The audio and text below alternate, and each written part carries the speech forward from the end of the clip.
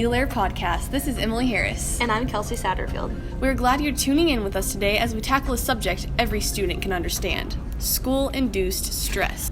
With school comes the everyday stress of homework, tests, and the fact that there just isn't enough time. I agree. And with us today is Madeline Stoller, a sophomore Nixa, who experiences the large workload that students often have to deal with.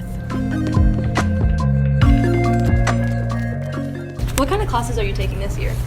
This year I'm taking AP Seminar, AP World, regular geometry, and honors English too.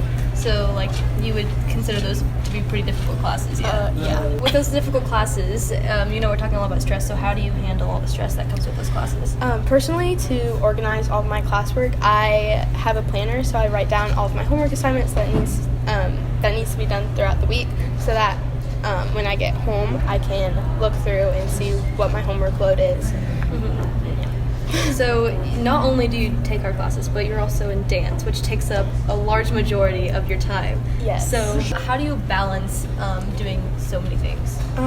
It's really hard, and a lot of the time I don't get the recommended amount of sleep, but I still get through it.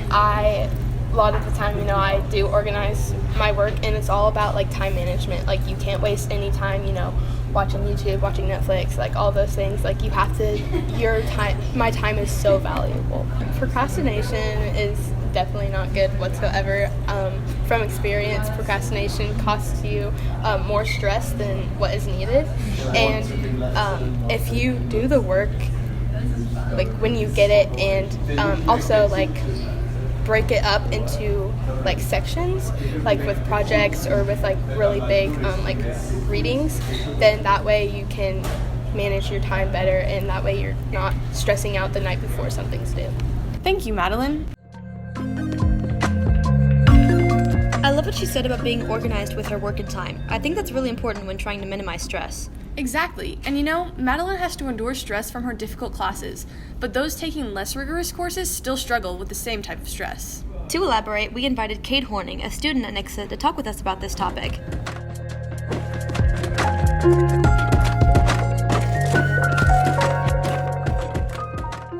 So have you taken honors classes and things in the past? Yes. Okay, how would you say the stress and the workload has differed between honors and non-honors? I'd say the stress is it's different. So there's still stress that comes with non-honors classes? Yes, that is it. That is accurate. So do you have any advice you would give to other kids who are dealing with stress? What would you say to them? And workload, homework. Do it when you get home, or do it and start. Don't just mess around. So don't procrastinate. Yes.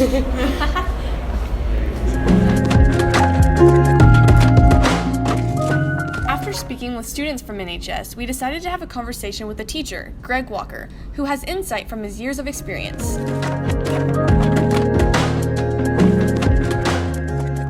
Mr. Walker, do you have any advice for the students who are struggling with the heavy workload that high school brings? It's unfortunate that everything is in high school, as you know, it's kind of dumped on you. If you don't take those advanced courses in junior high, you're not really getting in my opinion, not getting really prepared on how to handle the coursework and the homework.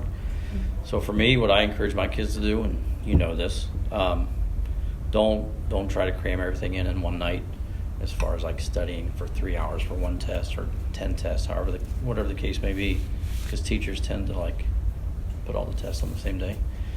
I tell my kids to study 5 to 10 minutes each night just by reading over the material that we've covered so far. And it's it's the athletic approach to things. It's practice. So as a runner, you go out and you practice every day, right? You're still running, right? Yes. Well, why do you do that? Well, because on the day of the performance, the day of your race, you're prepared. As far as basketball and football, it's a little bit different. They have plays that they run in practice over and over and over again. So if we were to apply that same principle to studies, we wouldn't have to stay up for 3 or 4 hours or till 2 a.m. studying for a test. It would be just ingrained in long-term memory. And that hopefully helps reduce some of the stress. So you talked about stretching out your work over a couple of nights. So what would you say about procrastination? Because that's something I definitely struggle with. Yeah. Procrastination is Satanism.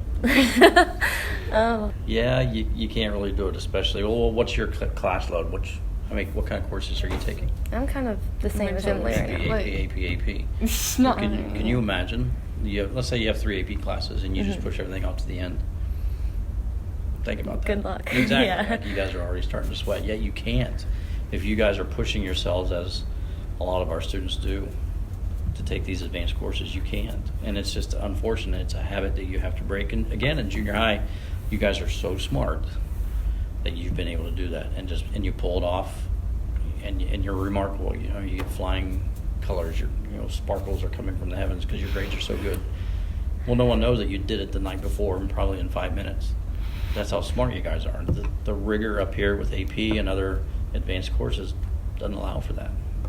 You can't procrastinate. If you want to have any kind of mental health, you can't. Yeah. So you already touched on like some advice. Do you have any other words of wisdom about taking these, and is it worth it in the end? Like, would you say that this is all? Is the stress Is the worth stress it? Because you're gonna get stressed out inevitably. Yeah, you're gonna get honestly. you're gonna get stressed out, but Right. like, Yeah. And you're going to get stressed out no matter what classes you take as far as your level of performance. But in the end, the overall answer is yes, it is worth it. A lot of the stress is self-induced because some people do like to procrastinate. But then there's also the stress to perform well. There's the stress of, am I going to keep my 4.0? And, forget it. It is worth it, especially if you want to get out of this area. And there's nothing wrong with this area of Southwest Missouri. If you want to stay here and work and raise a family, that's fine. So what I mean is, if you're going to go to MSU, then take dual credit, because we know that credit transfers. But if you want to get out and see the big wide world, take AP, and it is worth the stress. Okay. Awesome. Well, thank you so much. thank you.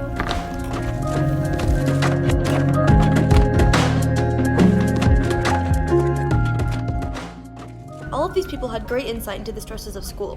One thing that they all seem to mention is procrastination.